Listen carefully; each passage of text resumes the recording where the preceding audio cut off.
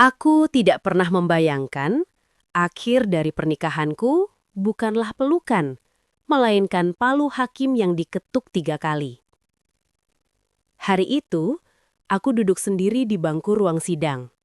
Di depanku, lelaki yang dulu kupanggil suami menatap lantai. Di sampingnya, keluarganya duduk rapi. Seolah mereka datang bukan untuk mengakhiri sebuah rumah tangga, melainkan memenangkan sebuah perang. Dan aku datang tanpa siapapun menggenggam tanganku. Padahal, bertahun-tahun lalu, aku adalah perempuan yang paling percaya bahwa cinta bisa menutup luka, bahwa kesabaran bisa menyelamatkan segalanya. Ternyata, aku salah. Karena ada luka yang justru tumbuh setiap kali kita memilih diam. Dan ada pernikahan yang hancur bukan karena perselingkuhan, melainkan karena keluarga yang tak pernah menerima. Halo, kamu yang sedang mendengarkan? Selamat datang di Rumah Cerita.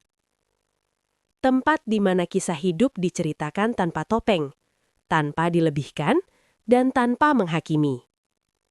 Jika kamu pernah merasa sendirian dalam pernikahan, dipaksa mengalah demi nama keluarga, atau bertahan hanya karena takut disebut gagal, cerita ini mungkin akan terasa terlalu dekat dengan hatimu. Dan sebelum kita melangkah lebih jauh, aku ingin kamu duduk tenang, ambil nafas perlahan, dan bertanya pada diri sendiri. Jika cinta membuatmu kehilangan dirimu sendiri, masih pantaskah ia diperjuangkan? Jangan kemana-mana, tetaplah bersama Rumah Cerita. Dengarkan sampai akhir, karena di setiap episode akan ada luka yang dibuka, dan kebenaran yang akhirnya berani bersuara. Inilah kisahku. Kisah tentang pernikahan, keluarga, dan sebuah ruang sidang yang mengubah hidupku selamanya. Aku sering berpikir, pernikahan seharusnya menjadi tempat pulang. Tempat dua orang saling menguatkan ketika dunia terasa terlalu keras. Tapi sejak hari pertama aku menikah dengan Raka, aku justru belajar satu hal pahit. Tidak semua rumah adalah tempat berlindung. Kami menikah 5 tahun lalu. Tidak ada pesta mewah, hanya akad sederhana yang katanya penuh berkah. Saat itu aku percaya, kesederhanaan adalah awal dari kebahagiaan. Aku percaya pada Raka, pada janji-janjinya untuk menjadi imam, pelindung, dan teman hidup. Beberapa bulan setelah menikah, kami tinggal di rumah orang tuanya.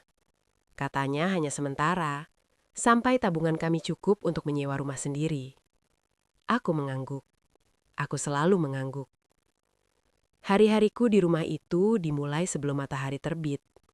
Aku menyapu halaman, mencuci piring sisa makan malam, menyiapkan sarapan. Bukan karena aku diminta, tapi karena aku tahu, jika aku tidak melakukannya, akan ada kalimat-kalimat kecil yang menusuk lebih dalam daripada pisau. Perempuan kok bangunnya siang? Istri itu harus peka. Kalau tinggal di rumah mertua, jangan banyak menuntut. Aku mendengar semuanya, setiap hari. Dan setiap hari pula, aku belajar tersenyum tanpa suara.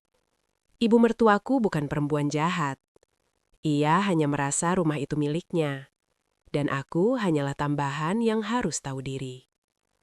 Yang paling menyakitkan bukan perkataannya, tapi sikap Raka yang selalu memilih diam.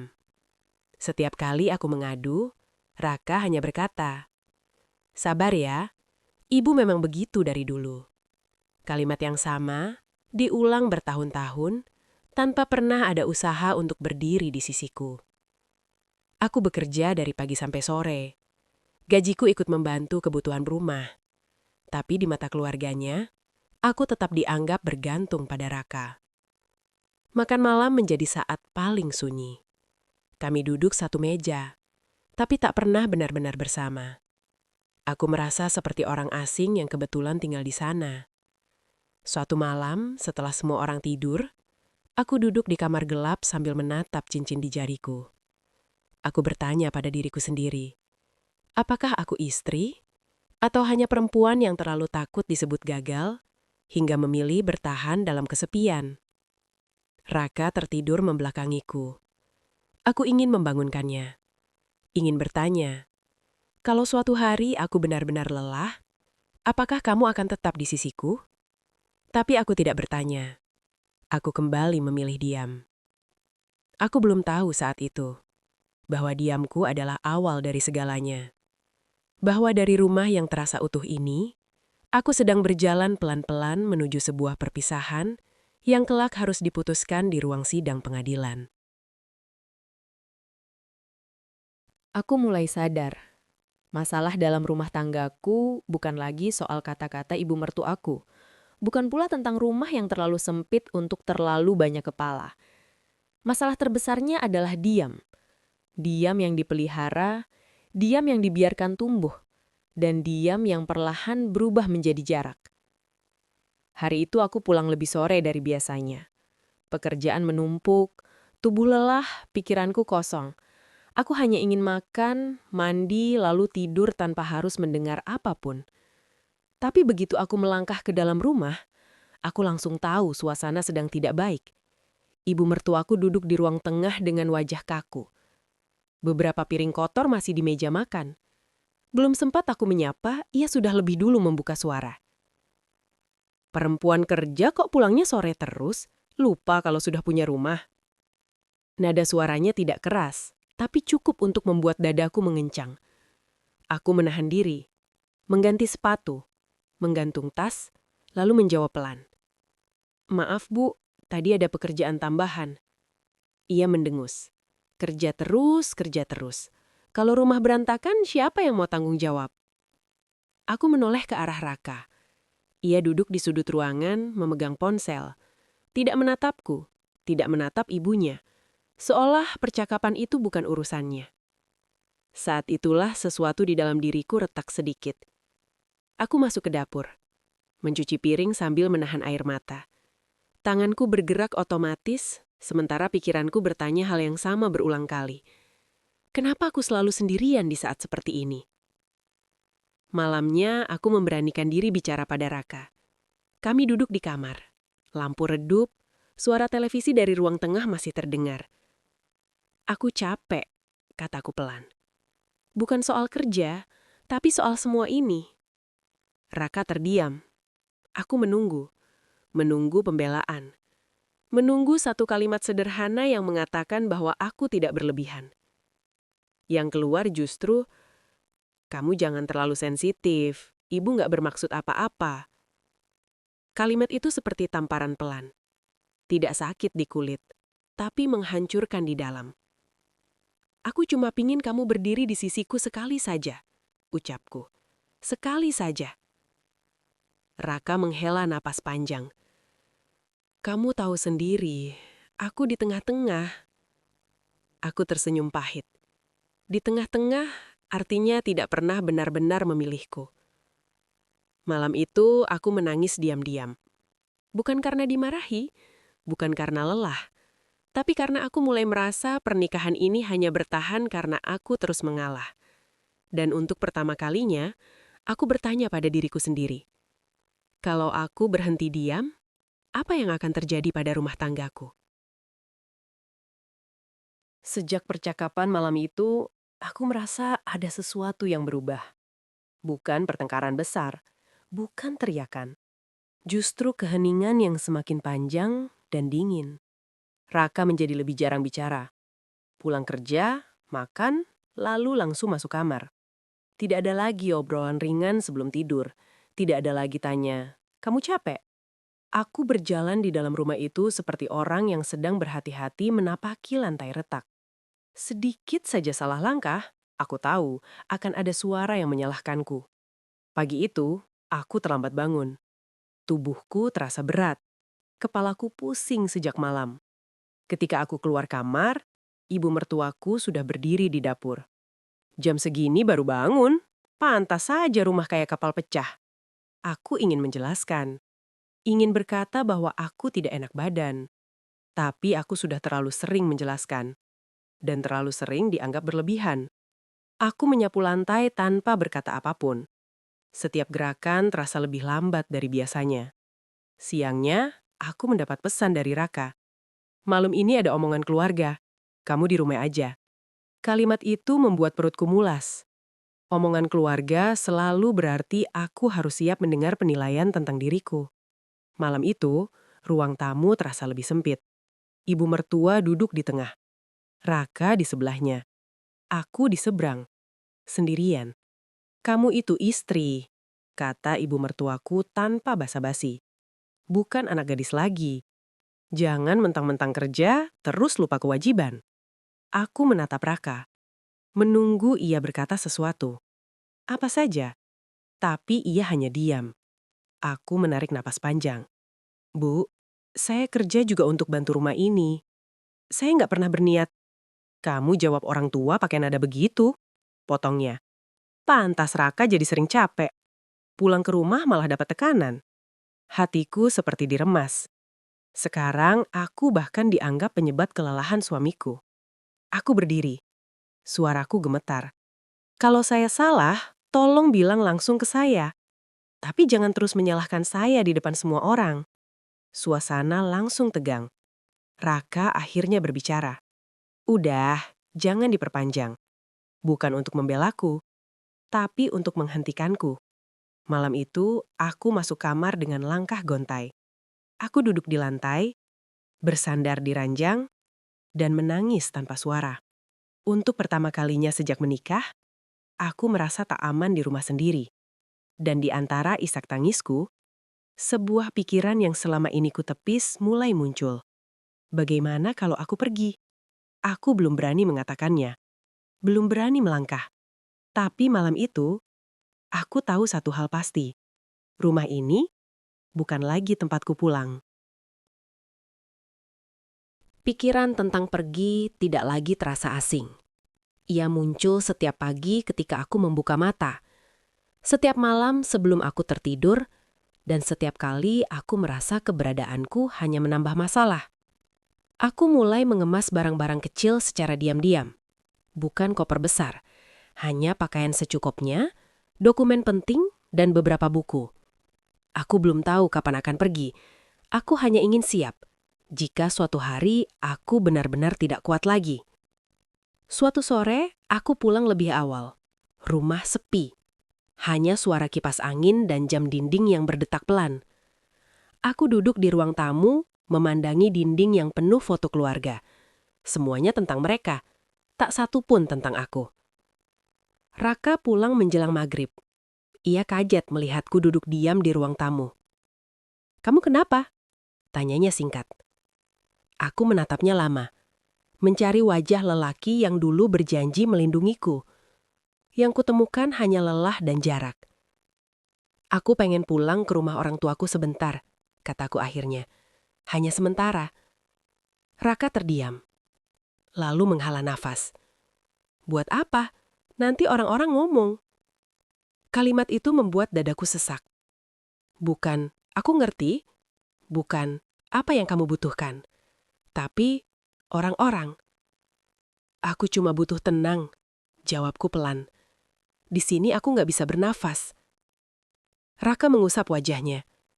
"Jangan drama, semua keluarga juga begitu. Kamu aja yang terlalu dibawa perasaan." Aku tersenyum pahit. Ternyata lelahku disebut drama. Lukaku dianggap perasaan berlebihan. Malam itu aku tetap pergi. Tanpa pertengkaran besar, tanpa pamit panjang.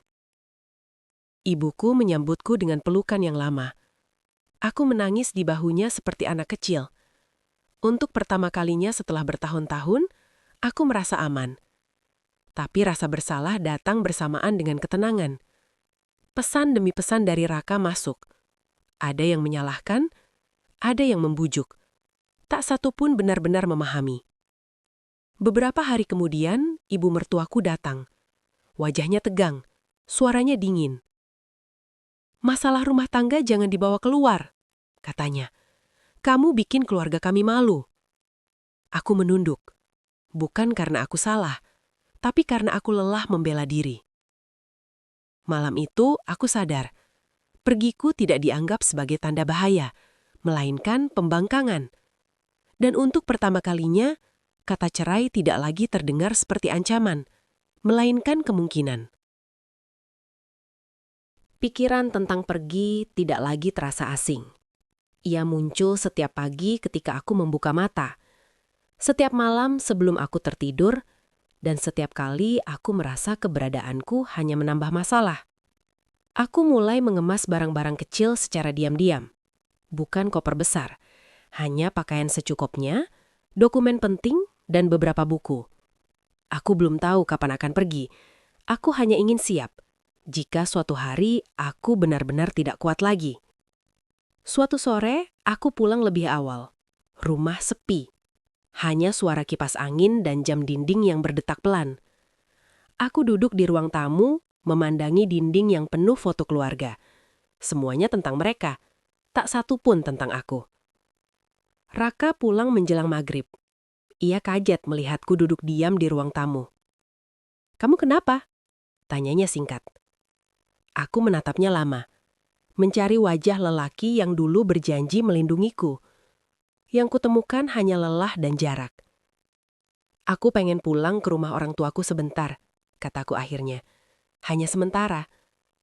Raka terdiam, lalu menghela nafas. "Buat apa? Nanti orang-orang ngomong." Kalimat itu membuat dadaku sesak. Bukan, "Aku ngerti." Bukan, "Apa yang kamu butuhkan?" Tapi, orang-orang. "Aku cuma butuh tenang," jawabku pelan. "Di sini aku nggak bisa bernafas." Raka mengusap wajahnya. "Jangan drama, semua keluarga juga begitu. Kamu aja yang terlalu dibawa perasaan." Aku tersenyum pahit. Ternyata lelahku disebut drama. Lukaku dianggap perasaan berlebihan. Malam itu aku tetap pergi. Tanpa pertengkaran besar, tanpa pamit panjang. Ibuku menyambutku dengan pelukan yang lama. Aku menangis di bahunya seperti anak kecil. Untuk pertama kalinya setelah bertahun-tahun, aku merasa aman. Tapi rasa bersalah datang bersamaan dengan ketenangan. Pesan demi pesan dari Raka masuk. Ada yang menyalahkan, ada yang membujuk. Tak satu pun benar-benar memahami. Beberapa hari kemudian, ibu mertuaku datang. Wajahnya tegang, suaranya dingin. "Masalah rumah tangga jangan dibawa keluar," katanya. "Kamu bikin keluarga kami malu." Aku menunduk. Bukan karena aku salah, tapi karena aku lelah membela diri. Malam itu, aku sadar. Pergiku tidak dianggap sebagai tanda bahaya, melainkan pembangkangan.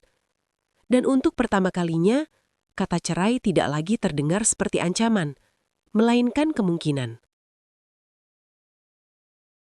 Hari-hari di rumah orang tuaku terasa tenang. Namun, ketenangan itu rapuh, seperti kaca tipis yang bisa pecah kapan saja. Ibuku tidak banyak bertanya. Ia hanya memastikan aku makan dan tidur cukup. Ayahku sesekali menatapku dengan mata penuh khawatir. Seolah ingin bertanya banyak hal, tapi memilih menahan diri. Sementara itu, dunia di luar tidak berhenti menilai. Pesan dari keluarga Raka datang silih berganti. Ada yang bernada halus, ada yang terang-terangan menyalahkanku. Perempuan itu kalau sudah menikah harus ikut suami. Masalah rumah tangga jangan dibesar-besarkan. Kamu egois, mikirin diri sendiri. Aku membaca semuanya dalam diam. Tanganku gemetar, dadaku sesak, tapi air mataku sudah terlalu lelah untuk jatuh. Suatu malam, Raka datang. Ia duduk di ruang tamu rumah orang tuaku. Wajahnya serius, bahunya kaku. "Kita harus bicara," katanya. Aku mengangguk.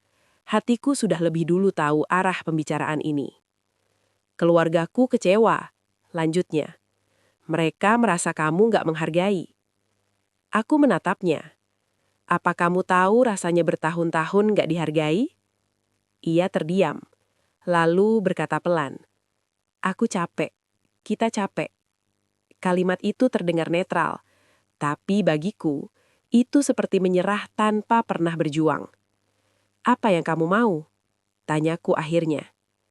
Raka menghela napas panjang. Aku pingin semuanya selesai dengan baik. Jantungku berdegup keras. Dengan cara apa? Ia tidak langsung menjawab. Matanya menatap lantai. Lalu kata itu keluar. Pelan tapi mematikan. Cerai. Ruangan terasa sunyi. Aku tidak menjerit, tidak menangis. Aku hanya merasa kosong, seperti seseorang yang baru saja kehilangan arah pulang. Kalau itu keputusanmu, kataku lirih, aku akan hadapi. Raka menatapku, seolah ingin melihat reaksiku. Mungkin ia berharap aku memohon, menangis, meminta bertahan.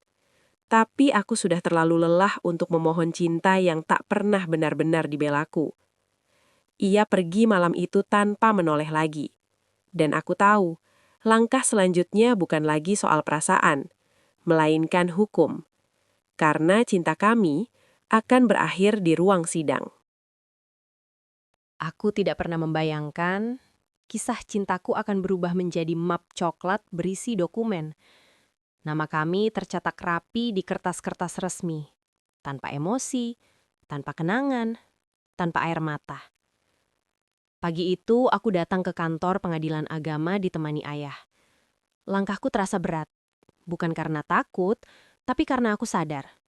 Aku benar-benar akan mengakhiri sesuatu yang dulu kuperjuangkan mati-matian. Raka datang bersama ibunya. Mereka duduk di sisi berlawanan. Jarak kami tidak lebih dari beberapa meter, tapi rasanya seperti dua dunia yang tak lagi saling mengenal. Aku ingin menatap Raka. Ingin melihat apakah ada penyesalan di matanya. Tapi ia menghindar, seperti biasa. Sidang pertama hanya soal administrasi. Hakim berbicara formal, tenang, dan datar. Seolah perceraian adalah rutinitas harian. Mungkin memang begitu bagi mereka. Bagiku, setiap kata terasa seperti irisan kecil di dada. Ibu mertuaku sesekali melirik ke arahku. Tatapannya bukan marah, melainkan yakin. Yakin bahwa mereka berada di posisi benar. Di luar ruang sidang, Raka mendekat. Untuk pertama kalinya sejak lama, ia berbicara dengan suara rendah. Apa kita nggak bisa berhenti sampai di sini? Aku cuma mau semuanya cepat selesai. Aku menatapnya lama. Kamu nggak pernah mau berhenti saat aku minta diperjuangkan. Ia terdiam. Hari-hari berikutnya terasa kosong.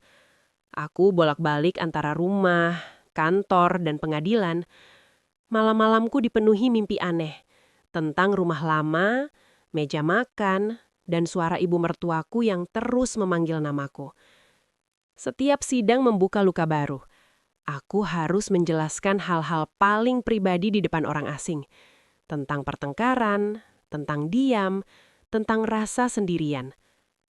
Dan setiap kali aku bicara, aku merasa seperti sedang membela diriku sendiri dari tuduhan yang bahkan tidak pernah kusepakati. Suatu malam, aku menatap cermin lama di kamarku. Wajahku terlihat lebih tua. Bukan karena usia, tapi karena lelah. Aku berbisik pada bayanganku sendiri. Kalau ini memang akhir, tolong biarkan aku keluar dengan harga diri.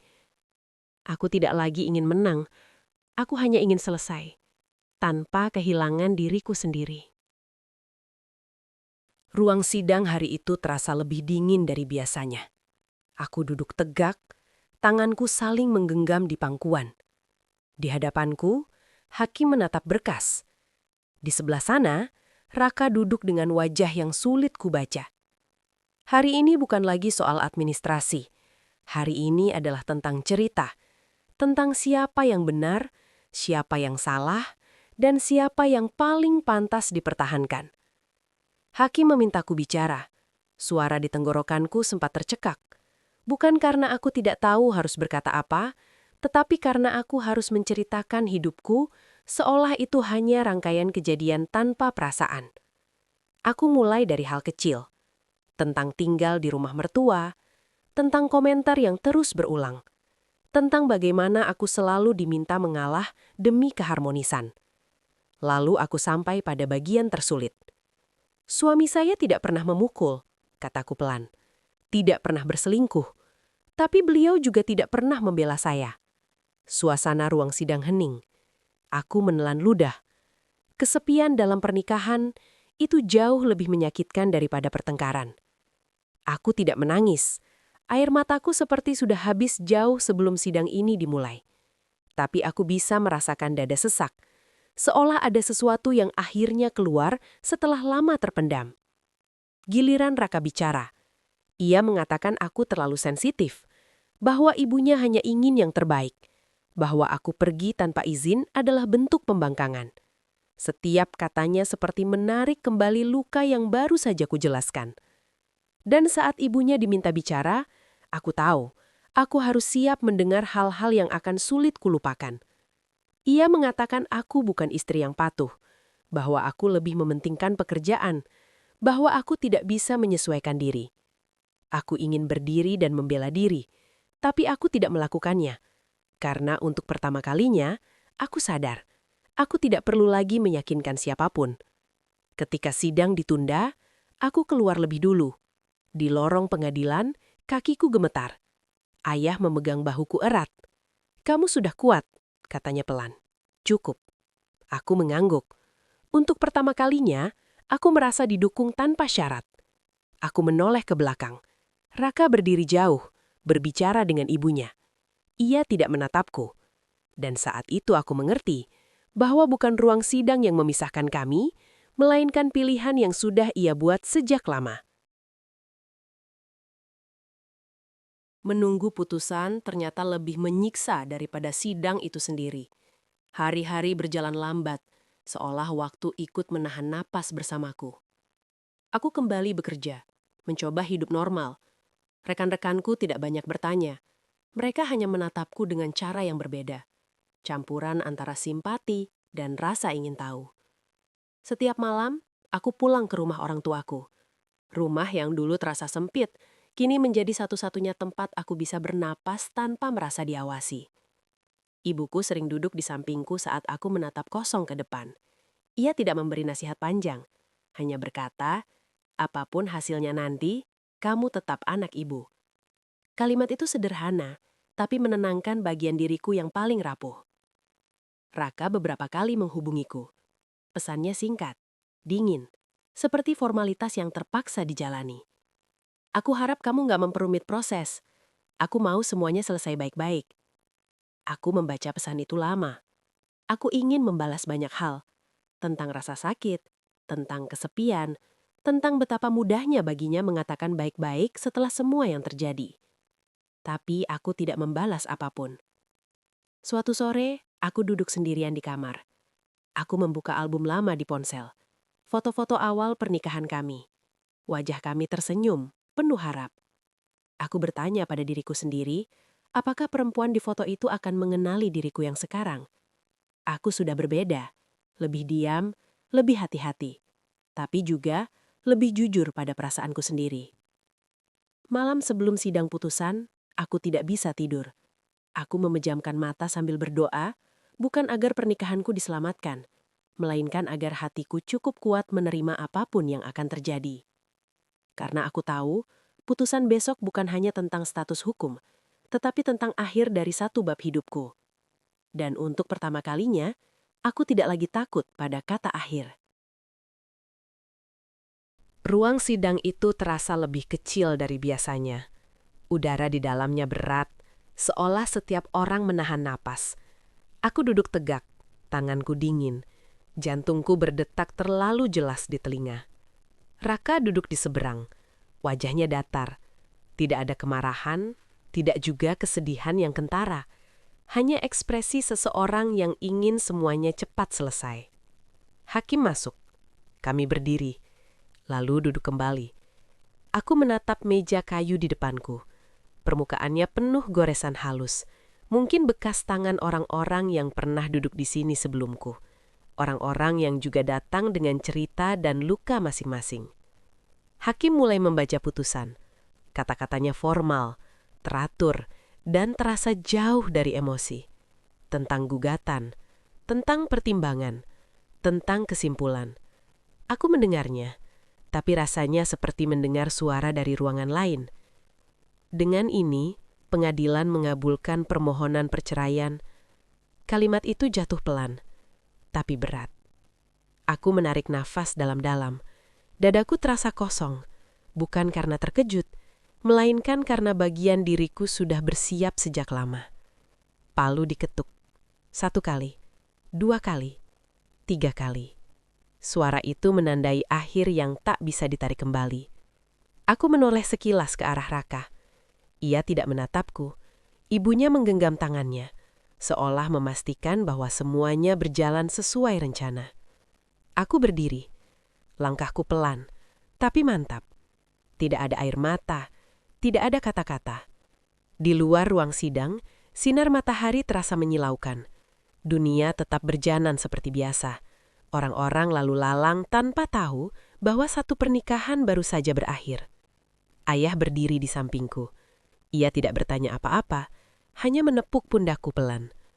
Ayo pulang. Dalam perjalanan, aku memandangi jalanan yang ramai. Aku merasa aneh. Bukan hancur, bukan lega, hanya kosong. Tapi di balik kekosongan itu, ada sesuatu yang mulai tumbuh perlahan. Kesadaran bahwa aku tidak lagi harus membuktikan apapun pada siapapun. Aku tidak kalah. Aku juga tidak menang. Aku hanya selesai. Hari-hari setelah putusan terasa aneh. Tidak ada lagi pesan masuk dari pengadilan. Tidak ada jadwal sidang. Tidak ada nama Raka yang harus kusebut dalam berkas apapun. Tapi justru disitulah aku benar-benar merasakan kehilangan. Bukan kehilangan suami, melainkan kehilangan versi diriku yang terlalu lama bertahan demi diterima. Aku kembali. Hari-hari setelah putusan terasa aneh. Tidak ada lagi pesan masuk dari pengadilan. Tidak ada jadwal sidang. Tidak ada nama Raka yang harus kusebut dalam berkas apapun. Tapi justru disitulah aku benar-benar merasakan kehilangan. Bukan kehilangan suami, melainkan kehilangan versi diriku yang terlalu lama bertahan demi diterima. Aku kembali menjalani rutinitas, bekerja, pulang, membantu ibu, berbincang dengan ayah di sore hari. Hal-hal sederhana yang dulu terasa biasa, kini menjadi penopang hidupku. Suatu sore aku berdiri di depan cermin. Wajahku terlihat lebih tenang. Masih ada sisa lelah di mata, tapi tidak lagi ada ketakutan. Aku akhirnya mengerti. Pernikahan tidak selalu berakhir karena kurang cinta. Kadang, ia berakhir karena satu pihak terlalu sering diminta mengalah, hingga lupa caranya dihargai. Aku tidak membenci Raka. Aku juga tidak menyimpan dendam pada keluarganya. Ada luka yang cukup disimpan sebagai pelajaran, bukan beban yang harus dibawa seumur hidup. Beberapa bulan kemudian, aku bertemu Raka di sebuah acara keluarga jauh. Kami saling menyapa singkat. Tidak canggung, tapi juga tidak dekat. Seperti dua orang yang pernah saling mengenal, lalu memilih jalan masing-masing. Saat itu aku sadar, aku benar-benar sudah sampai di titik ikhlas. Malamnya, aku duduk di kamar, membuka jendela, membiarkan angin masuk pelan. Aku tersenyum kecil. Untuk pertama kalinya setelah bertahun-tahun, aku merasa utuh. Bukan sebagai istri, bukan sebagai menantu, tapi sebagai diriku sendiri.